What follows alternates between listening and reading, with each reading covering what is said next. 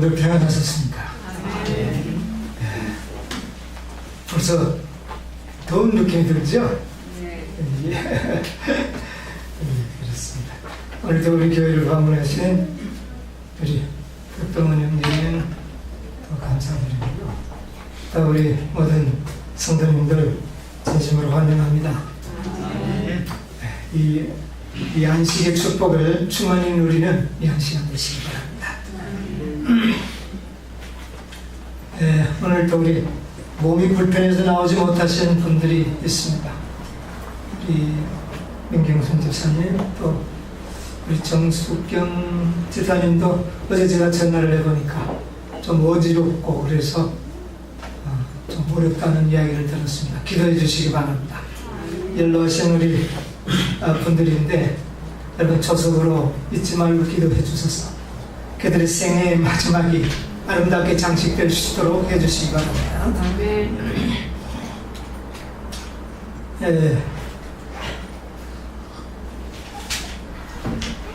오늘은 이 속죄제에 대해서 좀 공부를 하면서 은혜를 받을까 생각합니다. 우리 레위기서 4장에 있는 말씀을 보도록 하겠습니다.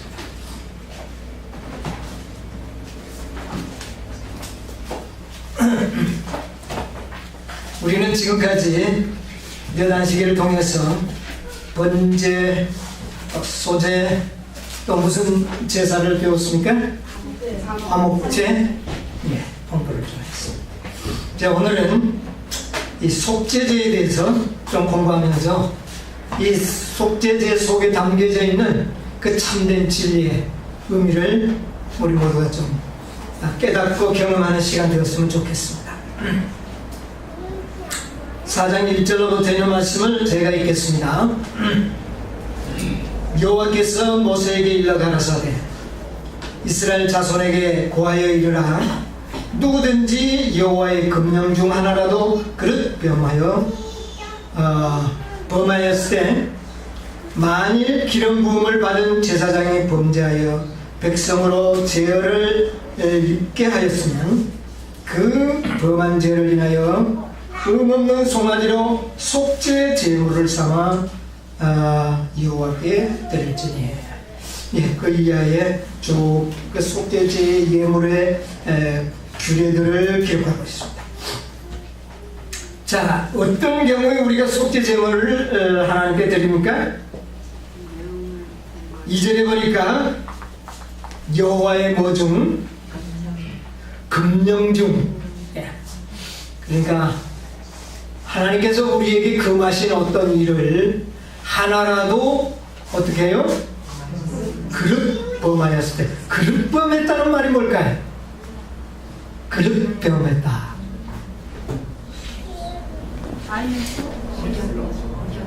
알면서가 아니고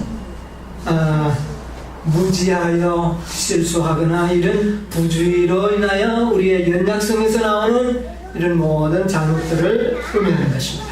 이럴 때 우리가 속죄제를 드리게 됩니다. 이 속죄제나 화목제나 번제나 제사 드리는 방법은 거의 대동소요합니다. 의미만 달라집니다. 자, 속죄제의 의미, 그 다음에 화목제의 의미, 또 다음에는 한번 그 속건제에 대해서 좀 공부를 하려고 하는데, 속건제의 의미, 이 드리는 방법은 뭐 조금씩 특색을 있기는 하지만 뭐 거기에 큰 문제가 있는 것은 아니고요. 거의 대동소요합니다. 일단은 제물을 드리는 자가 뭐를 잡고, 제물을 잡고 피는 어떻게 합니까? 피를 다 분리하고 그 다음에 고기를 태우는 경우도 있고 제사장이 또 어떻게 해요? 먹는 경우도 있고, 이런 두 가지 경우가 있을 수가 있습니다. 그런데 이 속죄제에서 한 가지 특색이라면 이 제사장이나 그 다음에 회중, 그 다음에 족장, 평민 똑같은 금령이라 할지라도 제사장이 범했을 때, 또 그 다음에 회중, 이스라엘 백성 전체가 그런 죄를 짓을 때, 또는 이제 한 그 가족의 장이 되는 족장이 죄를 지었을 때와 그 다음에 개인적인 평민이 지었을 때에 드리는 예물이 조금씩 다르게 여기 명시하고 있습니다. 제사장이 죄를 지으면 무엇을 드리도록 했습니까? 수소맞이. 여러분, 죄 자주 짓다가는 살인망합니다. 뭐를 드려야 할까요? 송아지를 살인미천입니다. 네, 굉장히 큰 수송아지를 하나님께 제물로 드리도록 했습니다. 또 누구도요? 회중이 죄를 지었을 때도 또 어떻습니까? 이스라엘 전체가 죄를 짓는 것과 제사장 하나가 짓는 죄와 거의 동급이에요. 그러므로 이 제사장이 짓는 죄는 어떻습니까? 똑같은 죄라도 평민과 똑같은 잘못을 저질러도 제사장의 죄는 더 엄청나게 하나님께서 책임을 물으신다는 것을 여기에서 이렇게 우리에게 보여주고 있는 것 같아요. 오늘날로 말하면 이 목사나 전도사나 장로, 집사들은 일반 평교인들과 분명히 다르게 하나님께서 관리 취급하신다는 것을 우리가 좀 생각을 해야 됩니다.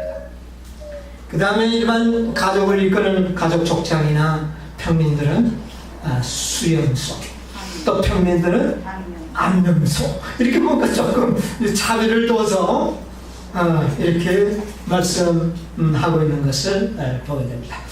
그래서 이 제사장이나 회중이 죄를 지어서 제물을 잡았을 때 그 피는 반드시 어디에 가서 뿌리느냐면 이 휘장에 가서 뿌렸습니다.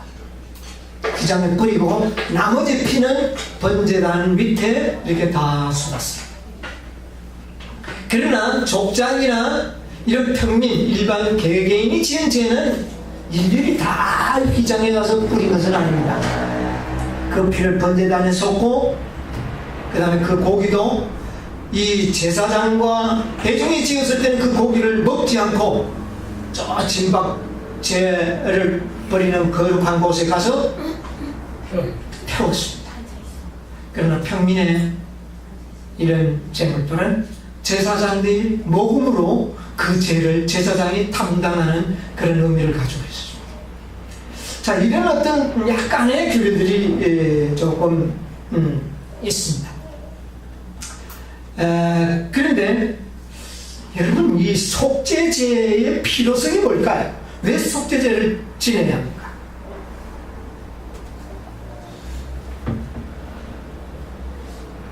속죄가 뭡니까? 예? 뭐를 속죄하는 겁니까? 그러면 죄를 속죄하는 것이죠. 속죄한다는 것은 죄를 어떻게 한다는 말이죠? 없애버린다는 것이죠. 깨끗하게 없애버린다. 여러분, 속죄받기를 원합니까?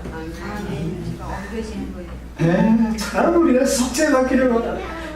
소위 말하면 속죄라는 것은 구원이라는 말입니다. 뭐에서 대한 구원입니까? 죄에서 구원받는 것입니다. 여러분, 이 속죄제가 참 중요합니다.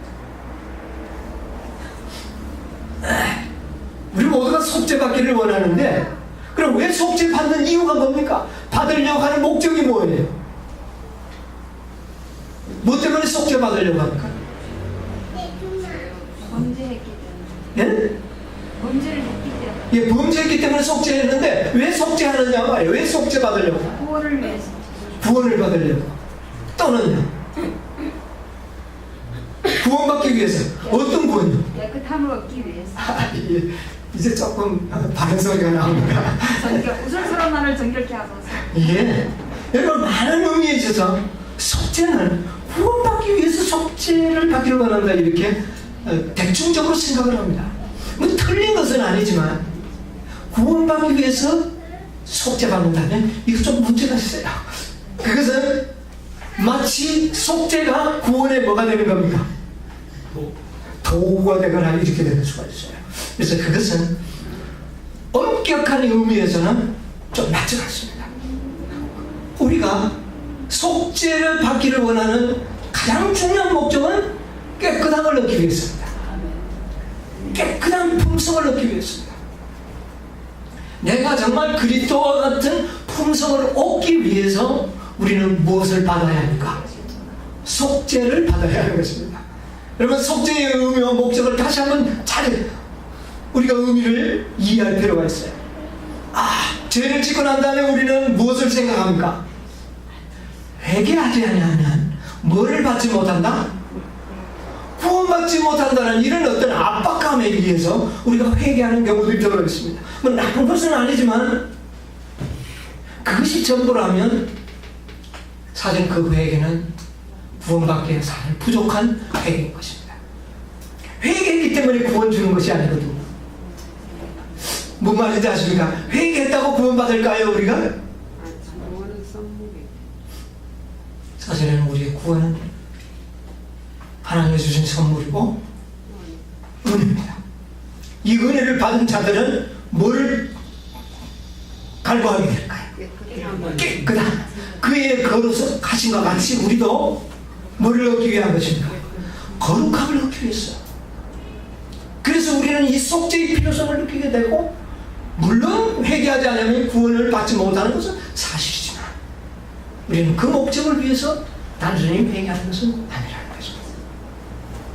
자, 그러면 우리가 속죄를 받기 위해서는 정결함을 얻기 위하여 속죄를 받는 것입니다. 우리가 하늘을 가져갈 수 있는 유일의 것은, 이 땅에서 가져갈 수 있는 유일의 것은 무엇이라고요? 품성입니다.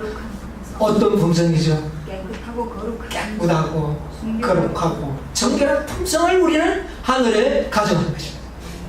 그것을 위해서는 우리가 어떻게 되어야 되냐면 속죄를 받아야 돼요. 속죄 받는다는 의미는 회개한다는 겁니다.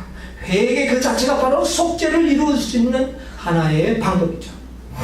그래서 이 속죄제는 우리가 진정한 회개를 경험하도록 하기 위해서, 참된 회개를 경험하도록 하기 위하여 이 속죄제가 우리에게 주어졌다고 하는 것입니다. 자, 우리가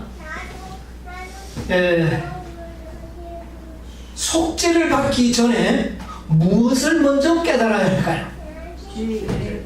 예, 그렇습니다. 우리가 속죄를 받기 위해서는 먼저 죄를 깨달아야 하는 것입니다. 예수님께서 이 지상을 떠나가시기 직전에 아버지 하나님께 간절히 기도한 것이 있습니다. 나는 이제 하늘에 올라가지만 대신 누가 이 땅에 올 것을, 보혜사 성령이 이 땅에 올 것을 간절히 기도하시면서 그가 와서 하실 일이 무엇이라고 그랬어요? 죄에 대하여, 의에 대하여. 예, 그가 오시면 뭐에 대하여? 죄에 대하여. 예, 우리 성경절을 한번 보도록 하겠습니다. 요한복음 16장 8절에 누가 한번 크게 읽으시랍니까? 그가 와서 죄에 대하여, 의에 대하여, 심판에 대하여 세상을 책망하시리라. 예, 그가 누구죠? 성령. 요새 성령이 없다는 운동이 재림교회 안에 얼마나 크게 일어나는지. 성령이 없대요. 개체가 없다는 겁니다. 이런 이야기가 나오는데, 그런데 여기에 보면 그분이 오셔서 어떻게 해요? 죄에 대하여, 의에 대하여, 심판에 대하여 세상을 심판하시죠. 참하시죠. 성령이 제일 하시는 일은 우리에게 뭐를 깨닫게 하는 겁니까? 그런데 이게 좀 순서가 바뀌지 않았을까요? 성령이 오셔서 뭐를 먼저 깨닫게 해야 될까요? 의에 대하여 이렇게 해야 되지 않겠습니까? 의에 대하여, 그 다음에 심판에 대하여, 그 다음에 죄는 맨 꽁치에 이거 좀 알려줘야 되는데, 근데 보니까 성령에서 하시는 일이 뭐냐? 제일 먼저가 뭐냐 하면은 죄. 그 왜 그럴까요? 죄를 깨달아야 속죄를 받을 것 아닙니까? 그렇죠? 우리가 죄를 깨닫지 못하는 자들이 속죄 제물을 가지고 성전에 갈 이유가 있어요, 없어요? 없죠. 그럼 우리가 죄를 깨달아야 돼요. 죄를 많이 깨달을수록 우리가 뭐를 얻게 될까요? 의를 얻게 되는 것입니다. 정말 놀라운 하나님의 은혜입니다. 그리고 우리가 죄를 깨닫는 것이, 우리에게 죄를 많이 발견하는 것이 이것이 은혜요 축복이라는 사실을 이제 우리는 깨닫게 될 것입니다. 그래서 우리가 죄가 많은 것으로 인해서 사실은 우리가 슬퍼할 것이 아니라 하나님께 뭐를 해야 될까요? 감사할 수 있는 은혜가 주어지는 것입니다. 예, 죄가 발견될 때 우리는 속죄제를 드리게 되는 것입니다. 그래서 이 속죄제에 지내는 모든 어떤 경우에 속죄제를 지내야 되는지를 이 레위기서에서는 밝히고 있습니다. 우리 여기서 4장에 돌아가서, 아까 4장 1절에는 간단하게 여호와의 금령 중 하나 이렇게 이야기했지만은 그 밑에 내려가면 꽤 상세하게 그 말씀을 하고 계십니다. 5장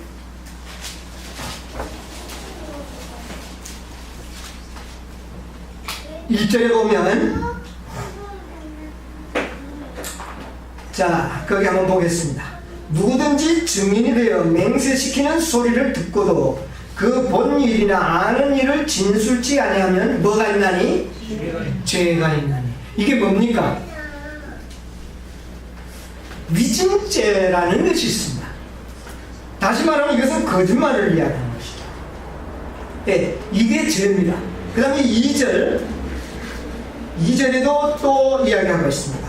누구든지 부정한 들짐승의 사체나 부정한 가축의 사체나 부정한 곤충의 사체들 무릇 부정한 것을 만졌으면 부지 중에라도 할지라도 그 몸이 더러워져서 허물이 있을 것이요. 이런 자들은 뭐를 드려야 합니까? 속죄제를 드립니다. 자, 그 다음에 3절, 혹시 부지 중에 사람의 부정에 다닥쳤는데 그 사람의 부정이 어떠한 부정이든지 그것을 깨달을 때는 허물이 있을 것이요. 이때는 또 뭐를 드려야 할까요? 속죄제를 드려야 합니다. 그 다음에 4절에 혹 누구든지 무신 중에 입으로 맹세를 바라야 악을 하리라 하든지 선을 하리라 하면 그 사람의 무신 중에 맹세를 바라여 말한 것이 어떠한 일이든지 깨닫지 못하다가 그것을 깨달을 때는 그 중 하나에 허물이 있을 것이니, 자 5절 이 중 하나에 허물이 있을 때는 아무 범과를 범하였노라고 자복하고 우리는 속죄제를 드려야 된다. 그 범과한 것을 인하여 여호와께 속죄제를 드리되 양떼 어린 암컷 어린 양이나 염소를 끌어다가 무엇을 드릴 것이요? 속죄제를 드릴 것이요. 그랬습니다. 자, 이런 이제 일이 있습니다. 그래서 이걸 좀 이렇게 간단하게 쉬운 말로 표현하면, 첫 번째는 뭐 했을 때? 거짓말을 했을 때. 위증이라는 건 거짓이거든. 거짓을 행했을 때 속죄제를 드려야 합니다. 그 다음에 부정한 짐승의 죽음을 뭐 했을 때? 접촉되었을 때. 이건 어떻게 부지 중에 했더라도 그렇습니다.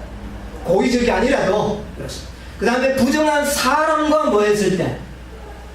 접촉되었습니다. 그 다음에 헛맹세 했을 때, 경솔한 맹세, 말들, 이거 다 속죄해야 할 허물일로 우리에게 이야기하고 있습니다. 여러분, 이게 어떤 의미를 가지고 있을까요? 거짓말은 우리가 의미가 확실합니다. 거짓말 했으면 이건 죄인이라는 걸 우리가 알고 있습니다. 그런데 이 죽은 짐승을 만졌을 때, 부정한 짐승의 사체를 만졌을 때 이 속죄제를 드리도록 했단 말이에요. 그럼 이건 분명히 이것은 뭡니까? 죄라는 거죠. 허물이라는 거. 이게 무슨 의미일까요? 부정한 것을 만지시면 그건 부정한, 지금도 부정한 동물 짐승 만지면 회개해야 될까요?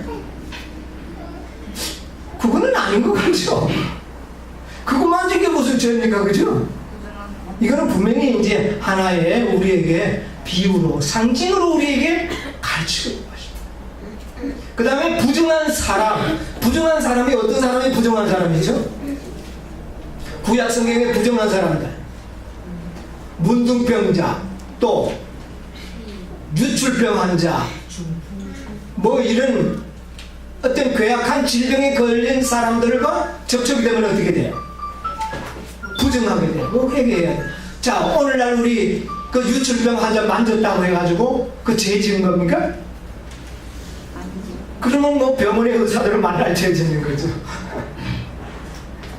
여인들도 유출이 있을 기간 동안에 부정하거든요. 그게 죄입니까? 그건 아니에요. 그래서 상징이에요.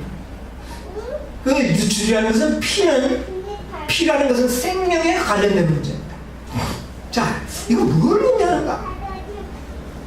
뭐 여러 가지 의미로 우리가 생각할 수 있지만, 우리가 이 죽음을 의미하지 않습니까? 이 죽음은 뭐의 결과입니까? 죄의 결과입니다. 죽음은 죄의 결과입니다. 그럼 죽음을 만졌다는 말은 무슨 의미입니까? 죄와 어떤 관련을 맺게 됐다.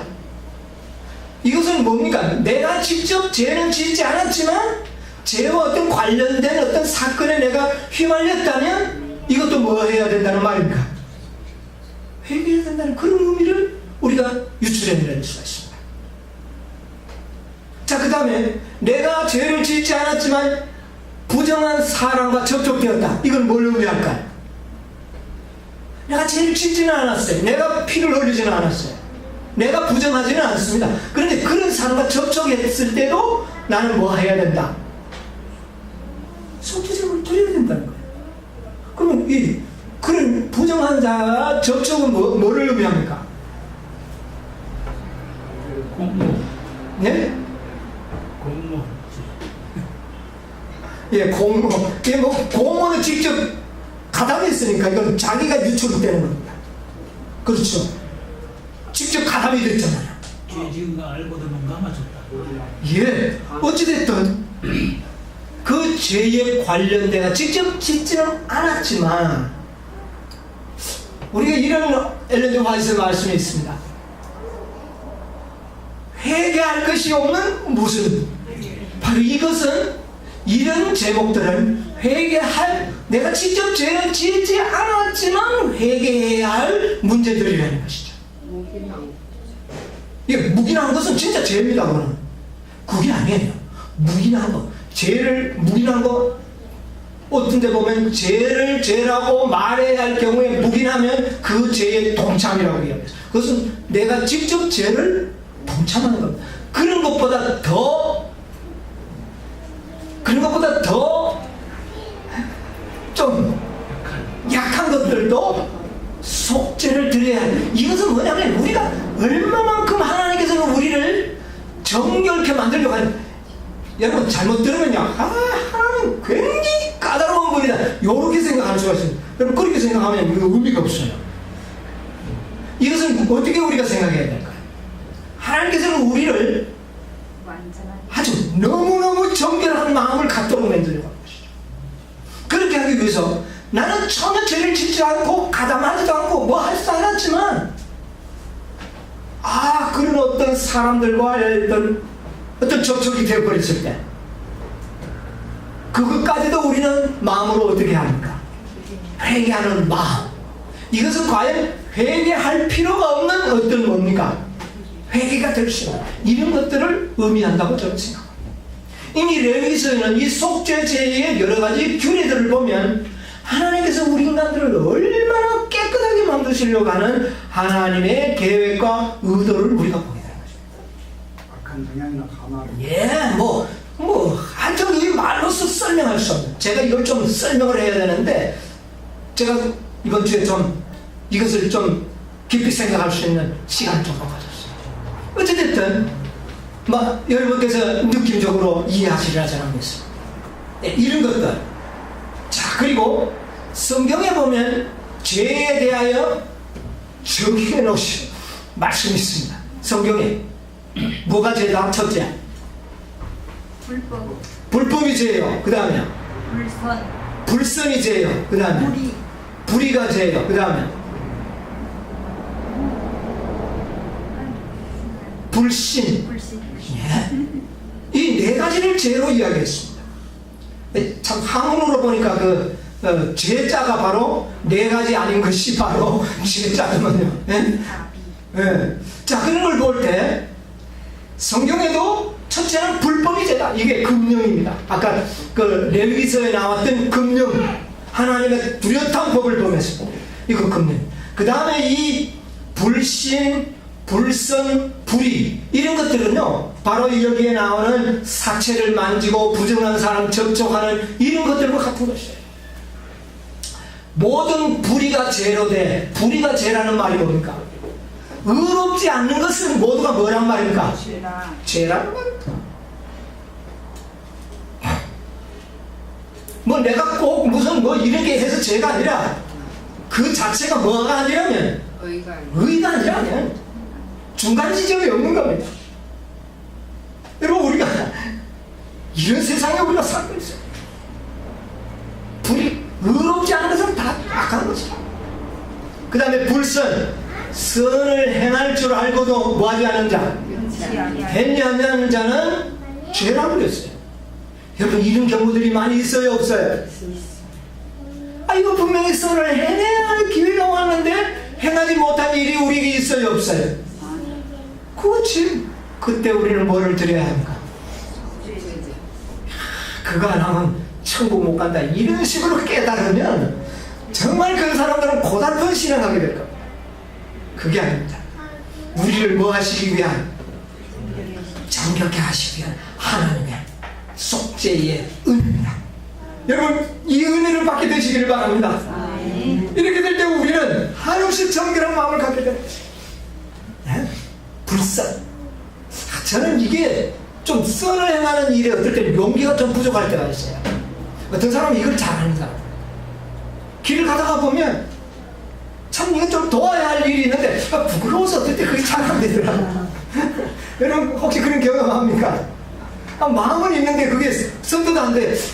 어떤 거지들은 별로 내가 보면 이렇게 아주 저 직업적인 거지다 싶거든. 잘 안 주는데 정말 불쌍한 사람인데 줘야 되는데 부끄럽더라고요. 조금 주려는 거, 조금 주는 게 뭐하고 좀 많이 주는 게 사람 눈이 의식되고 그 행동이 안 얹을 때 있어요. 이거 하나 얘기했지만 이런 것들도 우리는 우리의 마음을 꺼리게 하는 것, 이거 다 회개하는 것이죠. 여러분, 우리가 이런 마음을 갖게 될 때, 이런 회개할 것이 없는 회개를 하게 될 때에 우리가 정결하게 되겠습니까? 안 되겠습니까? 이게 바로 속죄제를 드리게 하신 하나님의 목적이라는 것입니다. 구원 얻기 위한 목적이 아닙니다. 우리가 정결케, 우리를 정결케 하시기 위한 하나님의 목적이 바로 속죄를 드리도록 하는 목적입니다. 우리를 정결케 하십니다.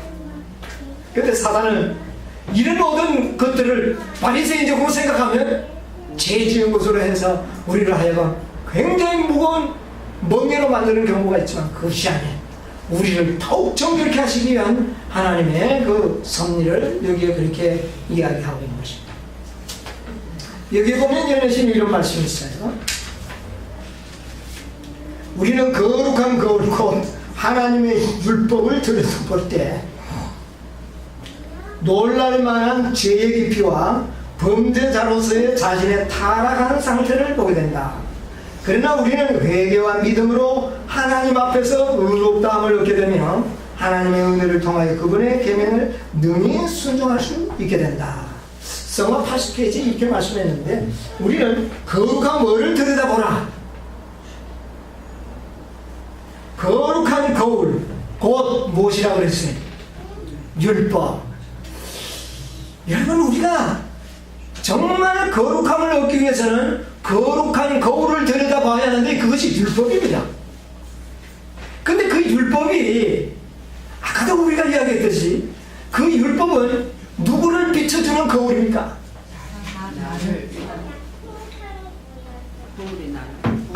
자기의 얼굴을 자기를 비추는 거울이 돼가지고 이 율법의 거울은 신비하게도 우리의 뭐를 찔러 쪼갠다 그랬어요? 관절과 골수. 골수를 찔러 쪼개서 그 속에 있는 것을 어떻게 한다고요? 보여주는 것이 율법의 법입니다. 골수 속에 뭐가 들었을까요? 골수 속에 죄가 들어있다 그랬는데 골수 속에 왜 죄가 들어있습니까? 우리 모든 세포는 무엇으로 구성이 되어 있느냐면 유전자로 구성이 되어 있습니다. 그 유전자마다 뭐가 들어있을까요? 죄의 성질이 들어있다고 말한다. 참 신기하죠. 그런데 하나님의 율법의 거울은 그것을 어떻게 해요? 끄집어내서 보여주는데 그것을 보게 될 때마다 우리는 뭐를 드리면 돼요? 속죄제를 드려야 됩니다.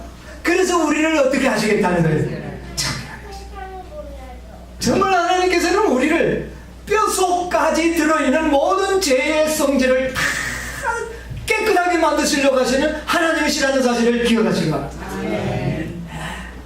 이게 감사한 일입니까? 이래서야 어떻게 이 만약 죄를 회개해서 구원받으려고 하는 사람들 결코 구원받지 못합니다. 어떻게 해요? 뼛속에 들어있는 그 하나하나를 언제 자기가 다 끄집어내서 회개해서 구원받겠습니까? 가능합니까? 불가능합니까? 불가능.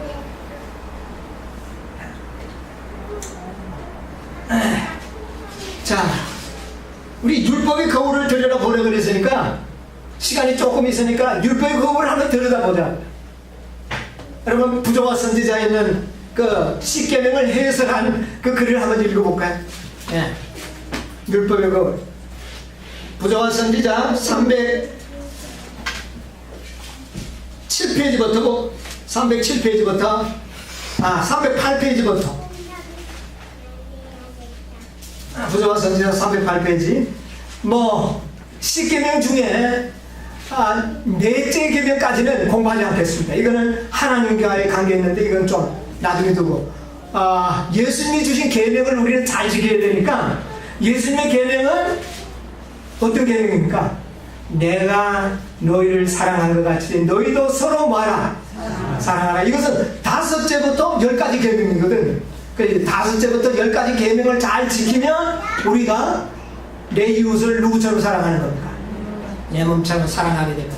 이 율법의 거울을 한번 들여다보자고. 자, 5째 계명이 뭡니까? 내 부모를 공경하라. 여러분 우리가 부모를 잘 공경하고 있습니까? 지금 제가 좀 생각하는데 지금쯤 제 부모가 좀 살아있었으면 얼마나 좋을까? 좀 그렇게 생각을 해볼 때가 종종 있어요. 좀 사랑하는 내 부모에게 내 이 좀 공경과 내 이 사랑을 좀 베푸고 싶은 그런 마음들이 내 마음에 문득문득 생길 때가 있습니다. 여러분, 자 여기에 보면 이렇게 해놨어요. 그 조금씩 읽어볼게요. 그 내 부모를 공경하라. 거기에서부터 하나 둘 셋 넷째 줄을 내려 셋째 줄부터 하면 누가? 부모는 누가 한번 읽어보세요. 부모는 어느 누구보다도 자녀들의 사랑과 존경을 받을 자격이 있다. 뭐가 있다고요? 부모는 부모가 짓을 저러게 공경하지. 여러분 이 말 하면 안 됩니다. 뭡니까? 부모라는 자체가 뭐를 받을 자격이 있다? 예, 자녀들에게 존경을 받을 자격을 누가 준 겁니까? 이거는 하나님이 주신 것입니다. 여러분 그리스도의 자녀들은 이거 꼭 명심해요. 예, 그 다음에 보세요.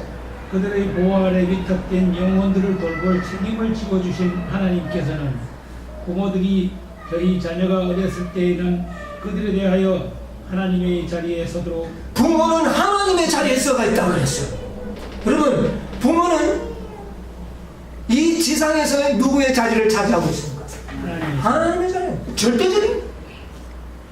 예, 이걸 우리는 나의 자녀들과 우리 모두가 이해를 해야 합니다. 그 다음에 그러므로 자기 부모의 정당한 권위를 거부하는 사람은 하나님의 권위를 거부하는 것이다.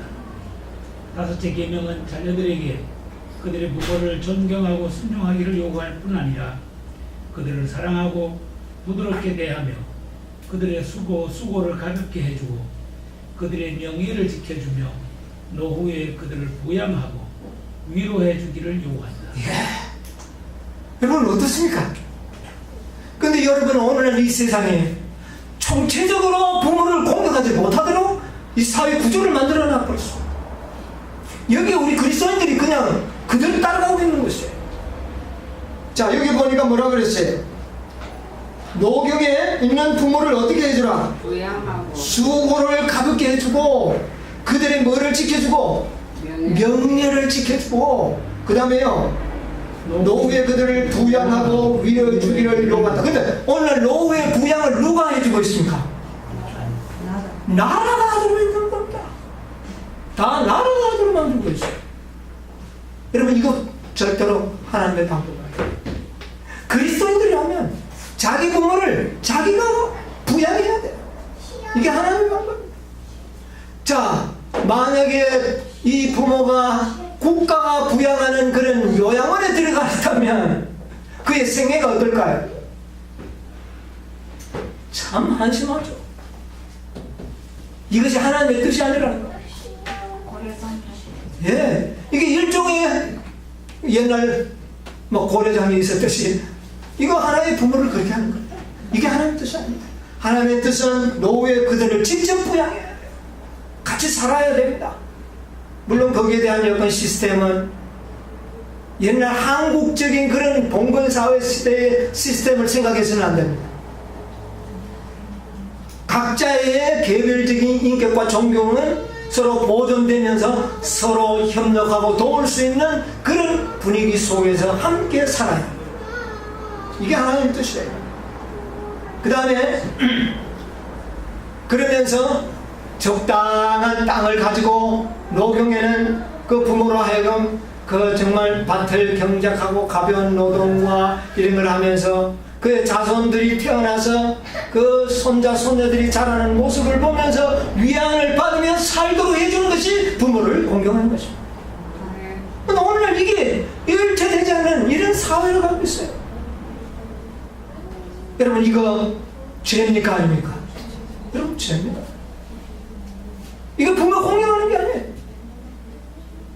제가 이 요양원에 살고 있고 이런 노인들 만나보면 극히 이기주의가 돼가지고 어떤 마음의 평안과 위로가 없이 아주 그렇게 살아가는 모습을 여러분 그들의 임종이 과연 구원으로 갈 수 있을까요? 굉장히 어려운 거예요.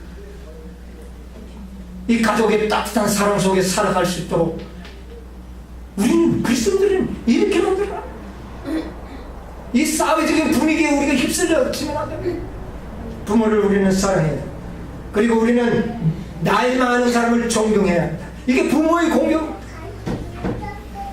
목사나 나라의 통치자들 여러분 함부로 말하면 안 돼요. 우리나라 대통령들 막 욕하는 것 여러분 그거 다 우리는 죄입니다. 그거는 하나님이 통치를 위임하는 어떤 사람들을 우리는 겸손히 말하면 안 돼요. 그래서 안수받은 목사들, 장로들, 집사들 여러분 교회에서 존경해야 할 이유는 그 권위가 하나님의 권위가 그들에게 있기 때문에 여러분 이거 다 죄입니다. 여러분 이런 마음을 우리가 가졌어요.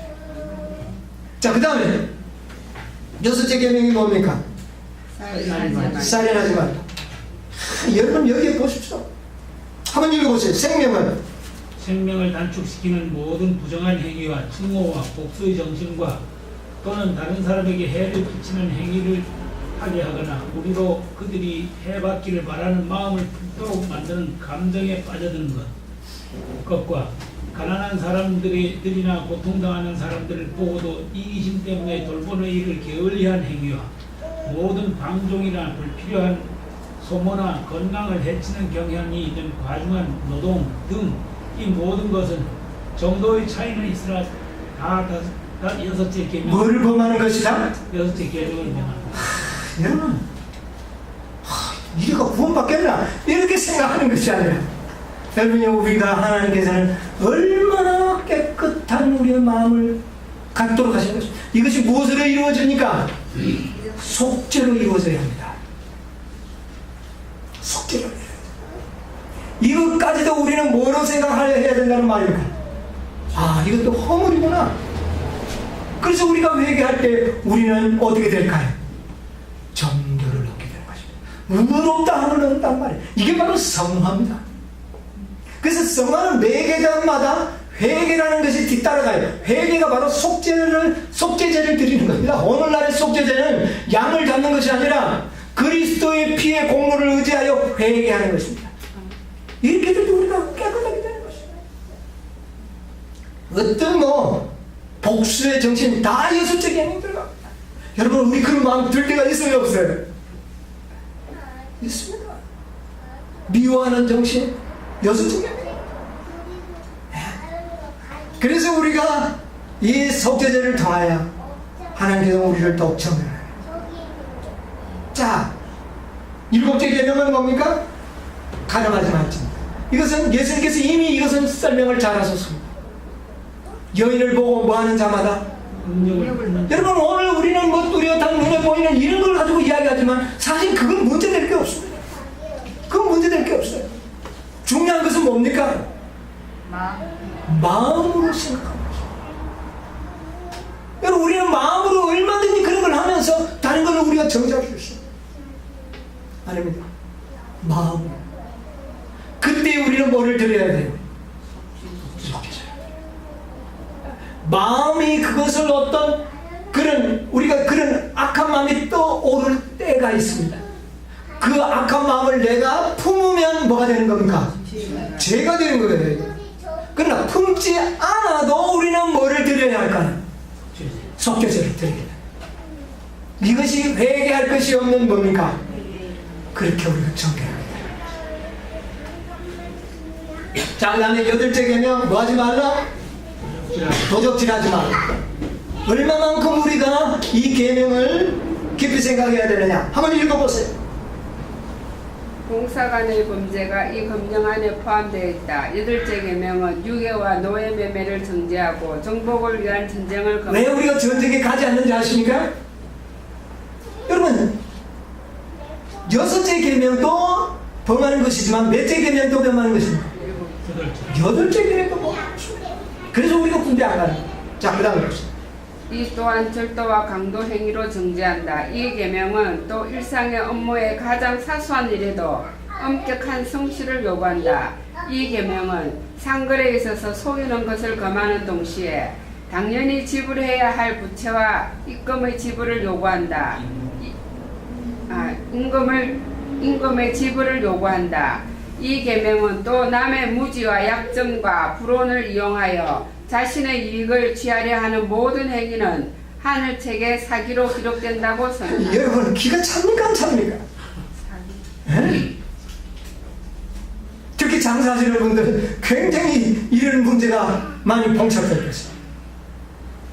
그러나 이런 것들도 우리는 속죄해야 할 문제더라. 하나님 우리를 얼마나 정결케 하실까요? 자, 이런 말씀을 순종하기 위해서는 뭐가 필요합니까? 정말 믿음이 필요하죠. 특히 이 세상과 접하면서 살아가는 우리 일상생활 속에서 살 수밖에 없는 그런 직업을 가지신 분들은 이거 하지 않고는 어떻게 살아가는, 남의 무지를 이용하는 것도 아니에요. 이거 하면 구원 못 받는다 이렇게 생각하는 것이 아니라 우리가 이렇게 정결하기를 소원해야 되는 거죠. 그러면 우리가 이렇게 살아갈 수 있는 하나님께서 능력을 주시는 것입니다. 이것을 극복해 나갈 수 있는 것입니다. 뭐를 드림으로? 속죄제를 드립니다. 그 그리스도의 피가 너희를 그렇게 하지 못하겠느냐? 그렇게 사도 바울은 이야기했습니다. 이거는 뭡니까? 이제 다시 말하면 우리의 양심 문제죠.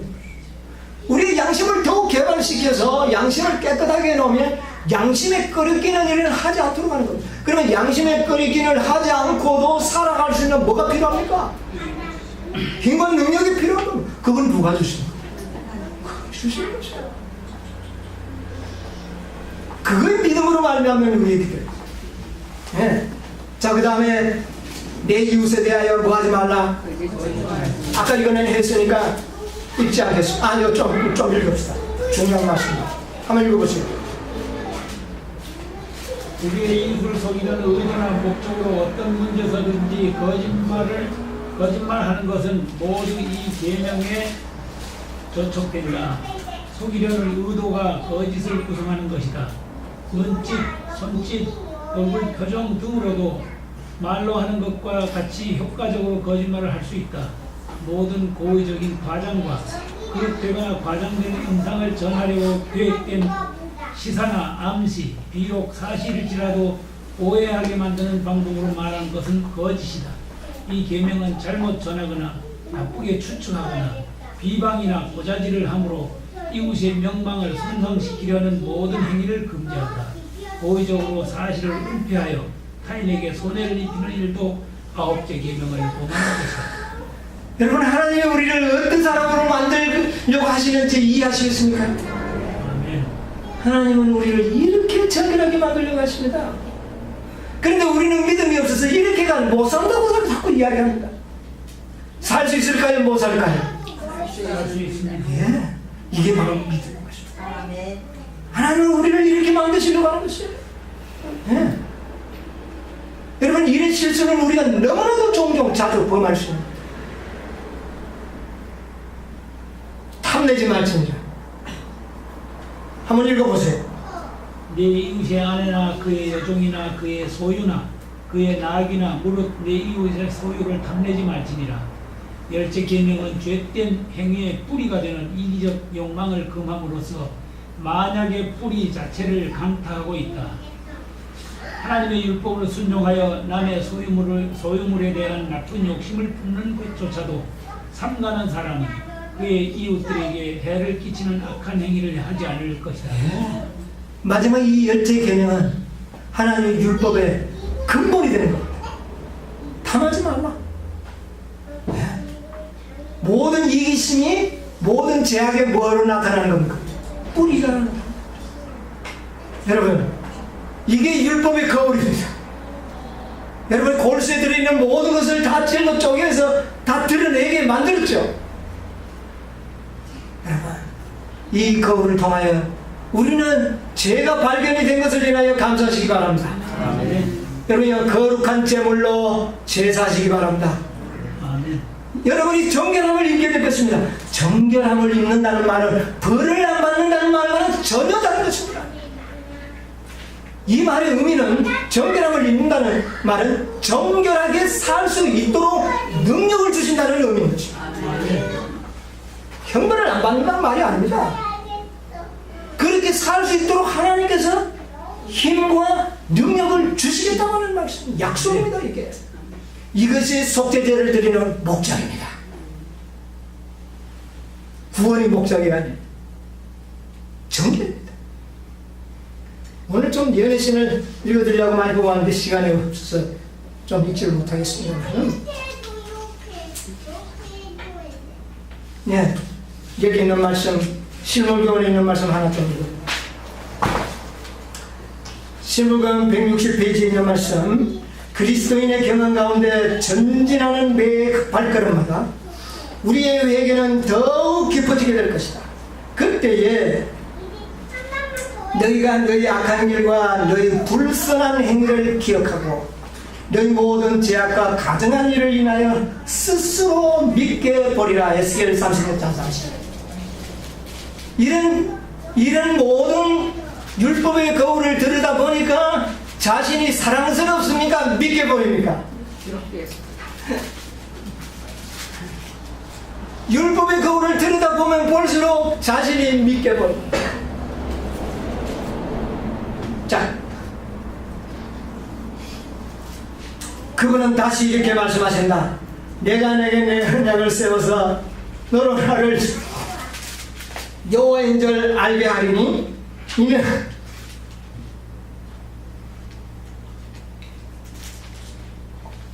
이는 내가 내 모든 일을 행한 후 이를 용서한 후에 너를 기억하고 놀라고 부끄러워서 다시는 입을 열지 못하게 하려 함이라. 나주 여호와의 말입니다.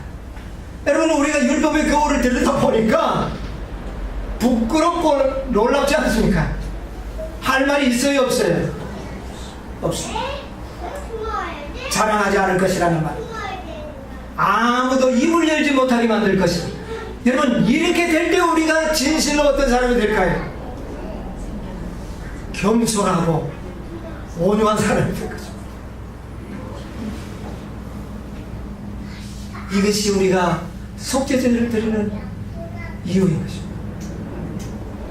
그때에 우리의 입술은 자신을 자랑하지 않을 것이다. 우리는 오직 그리스도 안에서만 만족이 있다는 것을 알겠다. 그래서 진실로 누구를 의지하냐고? 자신의 의를 의지하지 아니하고 하나님의 의만 바라고 믿고 주장할 것이 될 것이다. 이것이 믿음으로 말미암는 의의 기도. 그런데 유대인들은, 사단은 어떻게 하느냐? 유대인들은 이렇게 가르쳤습니다. 오늘날도 마찬가지입니다. 유대인들은 하나님의 사랑이 죄인에게 베풀어지기 전에 먼저 회개하지 않으면 안 된다고 가르쳤다. 뭐 하지 않으면 하나님의 사랑을 받지 못한다. 회개하지 않으면 하나님의 사랑을 받지 못한다고 가르쳐버리고, 그러면 회개의 목적이 전혀 달라져 버리는 거죠. 여러분, 과거에 우리가 이렇게 느끼고 깨닫고 혹시 말하지 않았습니까? 뭐 해야 된다고? 회개? 말은 맞아요. 그러나 안 된다고 가르쳤다. 그들의 관점에서 볼 때 회개는 하나님의 하늘의 은총을 얻는 하나의 행위로 그것을 회개로 주장합니다. 바리새인들이 놀라서 이 사람이 죄인을 영접한다고 부르짖는 것도 이러한 관념에서 나왔던 것이다. 그의 의견에 따른다면 그리스도는 회개한 사람 외에는 아무도 당신께 가까이 하도록 해서는 안 된다는 것이다. 여러분, 이게 아닙니다. 그러나 그리스도께서는 이런 양의 비유를 통해 가르치고자 하시는 것은, 구원은 우리가 하나님께 찾아가서 얻는 것이 아니라, 하나님이 우리를 찾아오심으로 얻어진다는 것을 말씀합니다. 깨닫는 사람도 없고 하나님을 찾는 사람도 없고 다 벽길로 갔다고 이야기를 합니다.